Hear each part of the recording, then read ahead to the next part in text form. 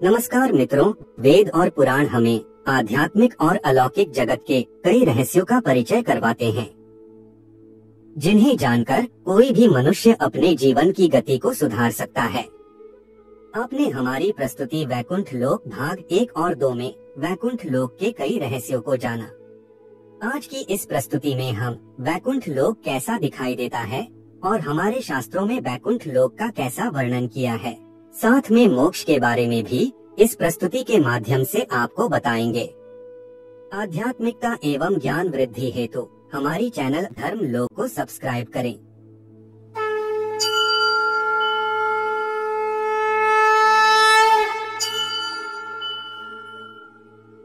वैकुंठ शब्द का अर्थ है बिना किसी चिंता का निवास।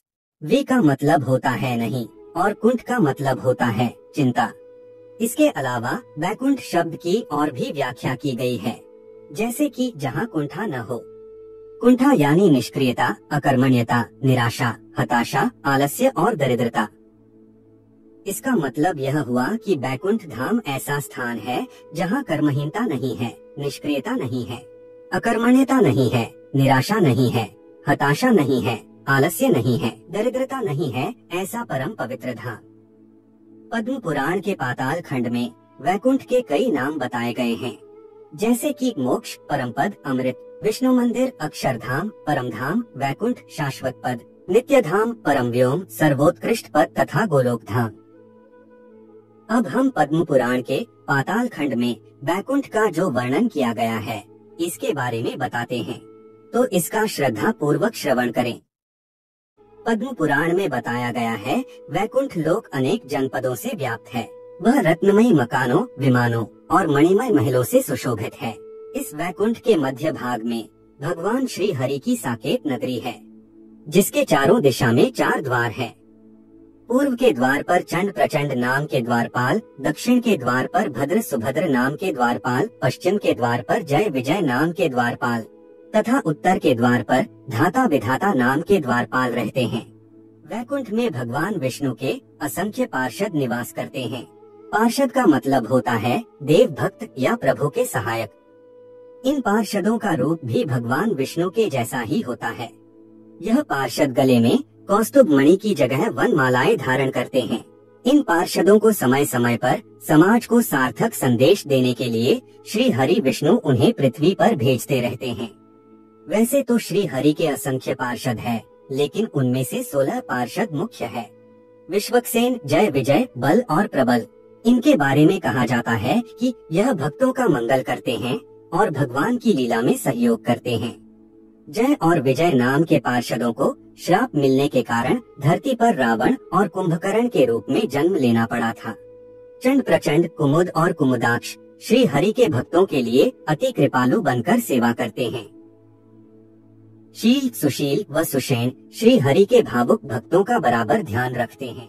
नगरी के मध्य भाग में भगवान का मनोहर अंतःपुर है, जो मणियों से युक्त और सुंदर गोपुर से सुशोभित है। दिव्य अप्सराएं और स्त्रियां सब ओर से उस अंतःपुर की शोभा बढ़ाती हैं। उसके बीच में एक दिव्य मंडप है, वह मंडप रत्नों का बना है। उसके मध्य भाग में अष्टदल कमल है, जो उदयकालीन सूर्य के समान कांतिमान है, जिसमें परम पुरुष भगवान विष्णु भगवती लक्ष्मी जी के साथ विराजमान होते हैं। भगवान का श्री विग्रह नील कमल के समान श्याम तथा कोटि सूर्यों के समान प्रकाशमान है। वे तरुण कुमार से जान पड़ते हैं। सारा शरीर चिकना है और प्रत्येक अवयव कोमल और खिले हुए लाल कमल जैसे हैं। हाथ तथा पैर अत्यंत मृदुल प्रतीत होते हैं। नेत्र विकसित कमल के समान जान पड़ते हैं। सुंदर नासिका, मनोहर कपोल, शोभायुक्त मुख कमल, मोती के दाने जैसे दांत और मंद मुस्कान की छवि से युक्त मूंगे जैसे लाल लाल ओठ हैं। मुखमंडल पूर्ण चंद्रमा की शोभा धारण करता है। कमल जैसे मुख पर मनोहर हास्य की छटा छाई रहती है। भगवान के बालों में पारिजात और मंदार के पुष्प शोभा पाते हैं। गले में कौस्तुभ मणि शोभा दे रही है, जो प्रातः काल उगते हुए सूर्य की कांति धारण करती है। भांति भांति के हार और सुवर्ण की मालाओं से शंख जैसी ग्रीवा बड़ी सुंदर जान पड़ती है। शरीर पर मुलायम पीताम्बर सुशोभित है, जो बाल रवि की प्रभा के समान जान पड़ता है। दोनों चरणों में सुंदर कड़े विराज रहे हैं। उनके ऊपर की दोनों भुजाओं में शंख और चक्र हैं तथा नीचे की भुजाओं में वरद और अभय की मुद्राएं हैं। भगवान के वाम भाग में माता महालक्ष्मी विराजमान हैं। महालक्ष्मी के साथ भगवान विष्णु सनातन परम व्योम में सानंद विराजमान रहते हैं।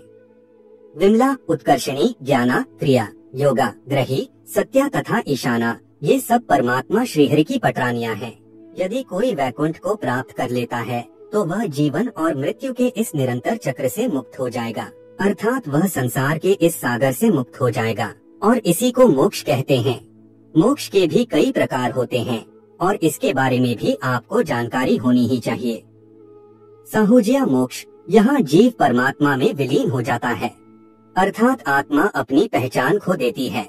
सालोक्य मोक्ष, यहाँ जीव भगवान विष्णु के एक ही निवास में रहता है, अर्थात आत्मा को वैकुंठ में स्थायी निवास मिलता है। स्वरूप्य मोक्ष, यहाँ जीव भगवान विष्णु के समान रूप को प्राप्त करता है, अर्थात आत्मा का भी एक शरीर है जिसमें शंख, चक्र, गदा और पद्म धारण करने वाले 4 हाथ हैं। सरष्टी मोक्ष, यहाँ जीव को वही ऐश्वर्य और शक्ति प्राप्त होती है जो भगवान विष्णु को प्राप्त होती है। संप्य मोक्ष, यहाँ जीव भगवान की निरंतर संगत में रह सकता है। मोक्ष की इस जानकारी के बाद आपके मोक्ष के बारे में काफी संशय दूर हो गए होंगे। ऐसा कहा जाता है कि जो लोग वैकुंठ में रहते हैं उनमें प्रकृति की पूर्णता होती है, जिसका अर्थ है कि वे इच्छा रहित होते हैं और वैकुंठ के निवासियों के बीच कोई वैमनस्य या ईर्ष्या नहीं होती है। वे भगवान विष्णु की सेवा के माध्यम से यह पूर्ण संतुष्टि और शांति पाते हैं।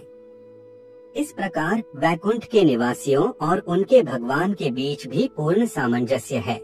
कहा जाता है कि वैकुंठ के निवासियों को विष्णु के प्रति अपने आप यानी स्वयं की तुलना में लाखों गुना अधिक प्रेम है। वैकुंठ में विष्णु की सेवा करने का दिव्य प्रेम ऐसा आनंद देता है कि भौतिक संसार में अनुभव की जाने वाली इंद्रिय तृप्ति नगण्य और अर्थहीन हो जाती है। वैकुंठ में सब कुछ केवल शुद्ध सत्व या पवित्रता और अच्छाई की विधा में मौजूद है। तो मित्रों, आज की यह प्रस्तुति आपको पसंद आई है तो कमेंट में आपके इष्ट देव का नाम जरूर लिखिएगा और ऐसी ही मूल्यवान बातों को जानने के लिए आप हमारे चैनल को सब्सक्राइब कर सकते हैं और वीडियो को लाइक करना मत भूलिएगा। धन्यवाद।